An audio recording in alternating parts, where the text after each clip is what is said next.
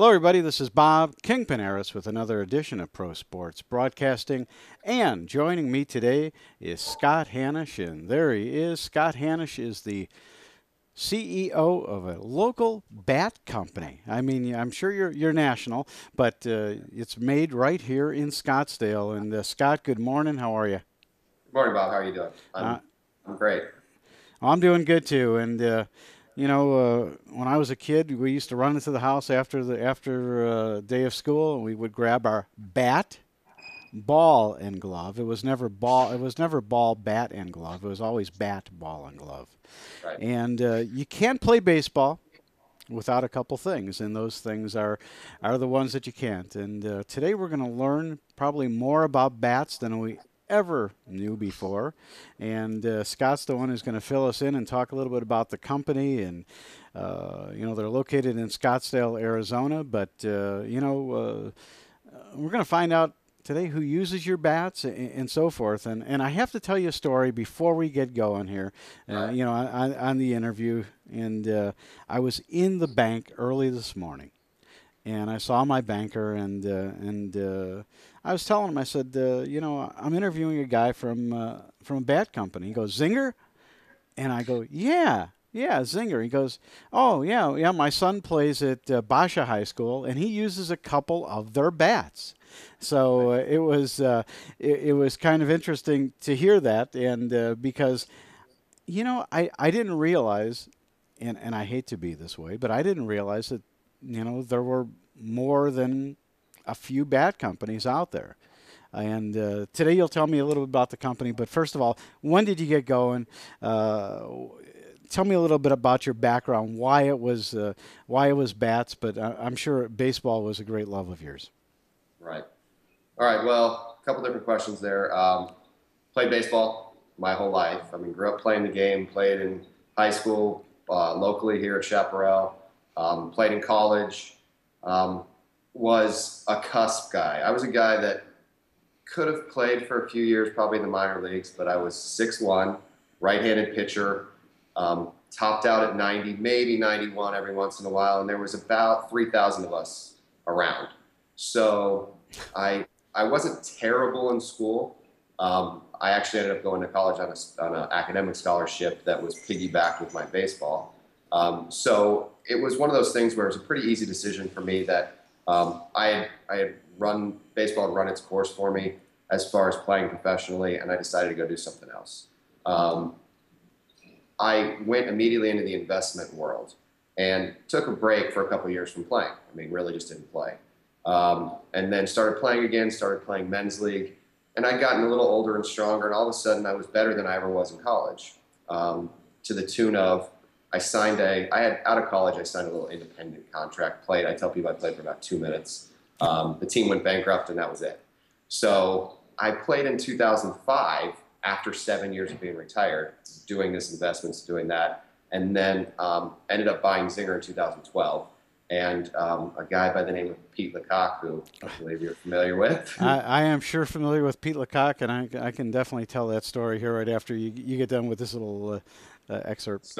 So in 2005, I showed up and Pete signed me. And then in 2012, I came out to bring some bats out to the team. And we were in the hotel afterwards, and he looked at me and said, "Hey, you want to pitch for us?" And I looked at him. I said, "Come on, look at me. I'm almost 40. I'm not in the greatest of shape." And he's like, "Come on, let's have some fun." So Pete's the only man in professional baseball who was dumb enough to sign me twice. That's what I tell him. He has the great honor of doing. But I love to play the game, and I've always been competitive at it. Always been good, but not great. So being involved in the game and staying around, I know the game from an intellectual standpoint. I know the game, and we're able to when the company became available.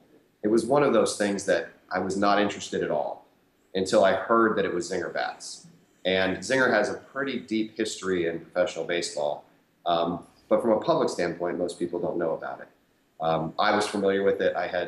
Even though I was a pitcher, I'd hit a little bit, so I'd use the bats. And it was really one of those things that the second that I heard that it was Zinger, I just made the decision that having a bat company in Arizona, there isn't one. Having one in Arizona, it makes all the sense in the world. So that's really where it came. And it was 2012 when that happened. It's been just a couple months over 2 years that we've been back producing bats as Zinger. We're 2 full years through, well, in a couple weeks, we'll be 2 full years through 2 professional seasons. And it's been great. I mean, we've been well received. The guys who knew it back in the mid 2000s understand it. A lot of the young kids have never heard of it, so it's a completely new brand to them. So we have two different audiences, those that were familiar and knew the history, knew the quality, and those who had never seen it before. It's a brand new name. And we're going to get a lot into that of bats and different type of bats that you make and so forth. But I'll throw in my Pete Lecoq story. Pete Go for it. Lecoq is most people or a lot of people know is that he played Major League Baseball for the Chicago Cubs. He actually was minor league AAA Player of the Year before he did come up with the Cubs that year. Pete Lecoq actually lived with my family when he played with the Chicago Cubs, and he's a great guy. I love the guy. I haven't talked to him or seen him in years, and hopefully he gets a chance to see the interview. Love to talk to him again, but I'll let him know when it comes out. yeah, yeah. Well, it'll be up on the internet today, so he'll be able to see it wherever he is. I know he's actually coached and managed now. It seems like all over the world, and Yep. I really hope that he gets a chance. And this will be the last we talk about Pete here for a second. I hope he gets a chance to manage or coach somewhere in Major League Baseball here pretty soon. Um, so let's talk about bats, and we're going to go through a video here in a second, and you can walk through actually the making of it, and that's wood bats. Do you only make wood bats? We only make wood bats. Okay, all right. Well, that took that question out of there. That's Okay. good because I know that bats are now in the wooden bats are being used in some of the below minor leagues. I know some of the high school kids that are in the upper crust, as you want to call it. They're actually playing now in some parts of Arizona on major league fields, spring training fields, and they're using, and they've been forced. I shouldn't say forced, because Major League Baseball uses wooden bats, and that will never change, right? Right. Which is good. They have actually they've taken those aluminum bats out of their hand, which I'm glad because then you truly get to see the power of a player, don't you? Uh, Absolutely. And here's the interesting fact. It was technology had advanced so much that the aluminum bat offered it made it difficult for scouts to evaluate players because the performance on the field was highly dictated by the bats they were using. Um, and it became very dangerous. The ball would come off at such an extreme velocity that they went completely opposite way. Baseball as a whole, I mean, it took some guys getting hit and hurt, but in the amateur ranks, they've limited the exit speed off the bats. It's called BB core, where they're actually not allowed to. They kind of dumb the wood bats down to try to mimic wood bats.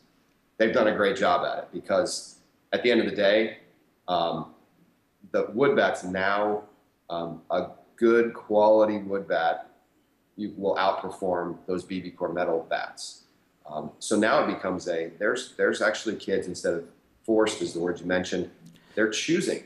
There's right. actually kids that are choosing to swing wood instead of metal bats in live games when other people are swinging metal because they feel performance is better than with the metal bats. Obviously, a metal bat can't break, but if you're looking for ultimate performance, wood bats are above their metal counterparts at this point now. I didn't even realize that they could even use wooden bats. And I take it, are these bats that the school provides, or the kids actually have to go and buy them themselves? Depends what level you're playing at. I mean, we have some high schools that will purchase the high school purchase and they'll use them for practice. I mean, almost every high school uses wood bats for practice and cage work during the fall. It's very few that are transitioning that over to the field, but you have states like New Mexico and New York that actually are wood bats in high school now.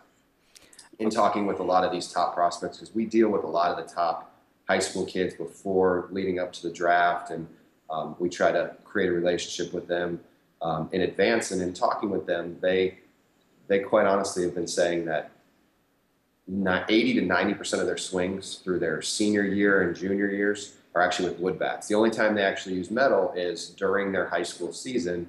And we actually had a player from Arizona here last year that was petitioning his coach to use wood during the season. The coach was, no, we're not doing that. But it was that to that extreme that these kids are so used to swinging wood, it's a different feel that when they have to switch back to metal, a lot of them don't like it. So, Yeah. Well, let's take a look at this movie of how a bat is made. Of course, I don't have the sound and the beautiful music behind it, but okay, I will. I'll play it. I'll let you talk over it, and hopefully you'll be able to see it, and hopefully it's fluid for you on your side. okay. There's Chad. Chad is our resident expert in the shop. The shop actually came from, or the company was based out of Utah. And we moved it from Utah to Arizona. What you're seeing here is our lathe. Now we have a CNC lathe that is the highest level of technology that you can get in the bat making business. The founder of Zinger originally back in '98 started using a different lathe, and about 2000, 2001 brought this lathe over. It's a lathe from Spain that's used for high-end furniture making. What you just saw there on the second part was the sanding process. Ultimately, what people don't realize when you start ordering bats at certain sizes, lengths, what we really do is have a glorified wood shop, and we have some high-tech equipment that will allow us. There you see one of our pieces of equipment that was made and customized by the previous owner. It's nothing more than a wood shop that we're taking a natural product and we're trying to put every spin we can on it to make it as precise to specifications, to weight. There you see the flame tempering. I mean, little things that we do every part of the process by hand. There's other companies that are larger than us that automate some of the processes. We basically, we have guys in our shop that do everything by hand. And you know what? That's what I was just going to say. And as I paused it there for a second, we're going to just continue on. But there's so much done by hand. You know, it went through the lathe, but after that, there's a lot of handmade process here. Yep, and that's the going through the lathe. That machine is so advanced, so precise that we can cut things to exact spec. From there, it becomes a labor of love in that each one of those bats has to be kind of hand positioned, whether it's, I mean, going down, you're seeing the laser engraving now. It's one of those things that everybody in our shop played the game of baseball. We're the roots of this company. The original founder had more of a woodworking background, and most bat companies do. Most bat companies, you have a woodworker behind the scenes. Not necessarily baseball first. It's a guy with a love of baseball that has a woodworking background. We truly are a group of baseball players who, except for Chad, who you saw at the beginning of that film there, he was a baseball player, played in college. He was working at Zinger in Utah. When we brought the company down here, I convinced him to move down to Arizona, a little bit hotter. But he came down and kind of created that continuity between the process. So he's the shop manager. He runs everything. He was the one that had knowledge of the process. There he is right there.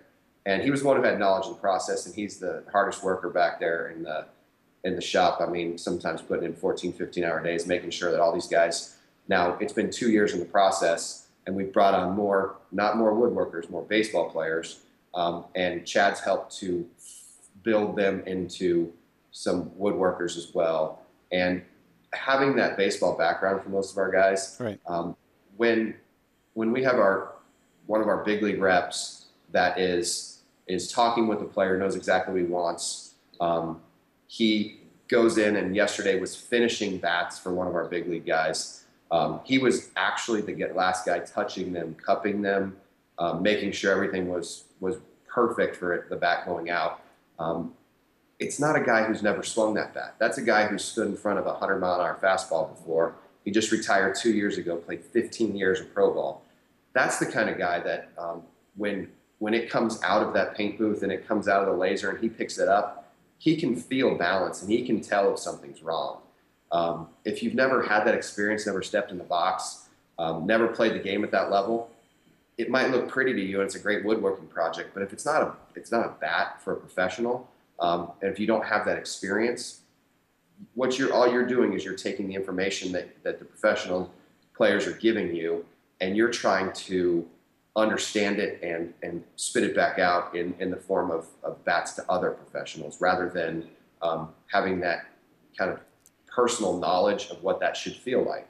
So when you're talking with the guy, hey, my hands feel like this, the barrel feels like this, you know what it feels. You actually know what that feeling is. It's not something you've just heard before. So got a little bit off tangent there, but that's one of No, those that's things. And okay. looking at the video, it's at the core of what we do. We're baseball players that I promise you right now, we don't have this figured out. Last year during the professional season to this year, we've made leaps and bounds in quality and process, and we'll continue to do that because we're pushing the envelope as to what is available out there. And I tell people, try it. If you don't like it, tell us what you don't like, and we're gonna make it right. And there's only so much you can do with the process with wood bats, but we're trying to squeeze every last little piece out of the process to make sure that it's repeatable and that everyone's getting the best quality product they can. Now, if someone wants to buy your bat, and let's say somebody like me or one of these high schools, or are your bats sold in stores, or how could someone get a hold of one? We have a couple different retail outlets across the country. Most of our retail sales are done either at online at zingerbats.com, or we do have a retail storefront at our shop in Chandler. So currently we're in Chandler. I know you mentioned Scottsdale earlier. All right. We're in Chandler right now, Okay. off about Arizona Avenue and Elliott, right there in that area. I'm actually building a new facility in Scottsdale. So Okay. hopefully by about this time next year, we're going to be moving into a new state-of-the-art facility over in DC Ranch in Scottsdale. But for right now, we'll have a storefront and everything there that's being built out. But right now, we do have that retail storefront in Chandler right now. And before I let you go today, you got to tell me, if you can, some of the major leaguers that might be using your bat right now. Well, we have Miguel Montero has been a huge supporter of ours from day one. He's a friend of the company, and he's been using our bats. He's our guinea pig in talking with our process and kind of constantly developing it from before we were major league approved. Um, he would take our bats in the cage and try them out, tell us if we were using different paints, if we were using different finish, whatever the process was. If we were looking at different wood suppliers, he'd be our sounding board to begin with. And then during spring training, not in 2013, we got some bats for Eric Hosmer that he ended up using in the World Baseball Classic. He actually had a huge bases clearing double against Canada. That was a big jumping off point for us because the Zinger logo was slow motioned on every replay on ESPN for about a week straight, and so that was great for us. He's been a great partner for us in that we try to do the best to take care of him, and he's been a huge advocate for us. To that extent, when we go into the Royals locker room or in the Royals clubhouse during spring training, and we're out in front of their facility there, he'll walk in and bring some of the minor league guys out to meet us. He's brought his teammates out. As a whole, that organization's been great with Jeff, their clubhouse guy, and everybody. We have a great working relationship, and so that's filtered down to Mike Moustakas now has swung us basically all year. We have guys like Salvador Perez, Cedis Escobar, Gerard Dyson. Those guys have all used the bats considerable amount this year. So we're starting to get traction in certain clubhouses because people see the quality of the product. It's just really hard to break in at the big league level. Sure. I mean, it is what it is. There's some dominant forces in there that started 5 or 10 years ago, and we're not even 2 full years in. So I would say we have a guy like Victor Martinez who has ordered 3 or 4 dozen from us and used us this year. Doesn't use us exclusively, but I mean, Victor Martinez is having arguably one of the greatest years of anybody out there. And I mean, he's a guy that swung our bats in games this year. We're one of two companies that he'll swing in games. So it's having guys like that believe in the product, and it was nothing. It had nothing to do with name. It had nothing to do with reputation. It had to do with he swung one of our bats and thought they were, I mean, in his words, unbelievable, and started ordering. And that was basically what happened. At the minor league levels, where we've really done a amazing job. Our minor league rep, who's kind of our lead minor league rep, Jay Cannon, has done an amazing job working with a lot of our players. For this last year, we have Addison Russell, who's been swinging us, who was part of the other half of that, the other part of that Jeff Samardzija trade from the A's to the Cubs. He was the A's untouchable prospect. It's now one of the Cubs' 4 prospects in the top 10, I think, all in all of baseball. An amazing guy, an amazing talent. We're happy that he's been swinging our bats for the entire year, and hopefully he's going to do bigger and better things and help, again, propel us into the spotlight. And then from that end, in 2 years, we probably have 200 minor league guys that are using us, not necessarily exclusively, but significantly. So that's a good entree in the first couple of years, I think. Absolutely. I think you've done a great job, and as more and more of these guys may move to the major leagues, they're going to take those bats with them. People are going to see them using them, and hopefully Absolutely. more and more major leaguers will be using them as well. And Yeah. I'm just trying to get Zinger back to where it was. In 2004, 2005, there was between 200 and 250 major leaguers using Zinger Bats. And I mean, the names that they had previously, I mean, Miguel Cabrera swung Zinger Bats almost exclusively until the point that they weren't in the major leagues anymore. They had guys like Soriano and Vlad and Bobby Abreu and Robinson Cano, and Bonds even swung them. There was a huge following among major leaguers 10 years ago, and we're just trying to cycle it back in and get those, not those same guys, but we're trying to get some of those same guys back up. Carlos Pena swung us this year during spring training, which was great because he was one of the original guys that swung Zinger, and he has a very unique model, and it's still active model on our website. It's still one of those models that people look for from Zinger. It has a flat end on it. And all of a sudden during spring training, we get an order from the Angels saying, "Hey, Carlos wants some bats from you guys." And yeah, we have that model. It's just kind of that. It's pretty cool that it's a Zinger model that a guy like that has continued in the game and been playing for so long and came back to us to have him make some bats for him this year. So. yeah, that's great. And I'm glad that it sounds like the company that since you've taken it over in just the few short years, sounds like it's going really good. We're going to see more and more of these bats up and all around. Let's say that. I mean, there's a whole bunch of leagues, right? I mean, there's independent leagues out there as well. And one of my things and questions last week that I had with Derek Hall is how the heck did you get a hold of a guy by the name of what's his name out there, Peralta, who was playing independent ball a year ago? You know, Funny, so, I hear a funny story.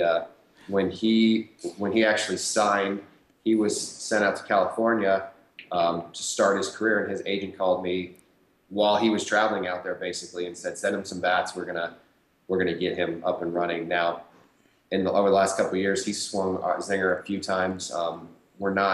He's not swinging us right now, but I first heard about him because almost the day he signed and got sent to California, I got a call to send him bats to meet him in California with those bats. So I knew about him before anybody even had seen him on the Diamondback side, as far as anybody in any of the public had seen him up there. I right. saw I'm going to call them PlayStation numbers that he was putting up for 2 or 3 or 4 years over there in Yeah. ball. It's a great story. I mean, but when he's hitting 400 with 30 home runs 4 years in a row. You obviously have an idea of what you're doing. It doesn't matter if you're playing against 12-year-olds, you still have to hit it. So. Exactly. Well, listen, it's been great having you with me today. I'm sure we're going to have you on here somewhere in the future and see how the company's grown in leaps and bounds, and I'm sure it will. And again, I appreciate you joining me today. Stick around after I close this out. Great. Thanks, Bob. I really appreciate it. Thank you.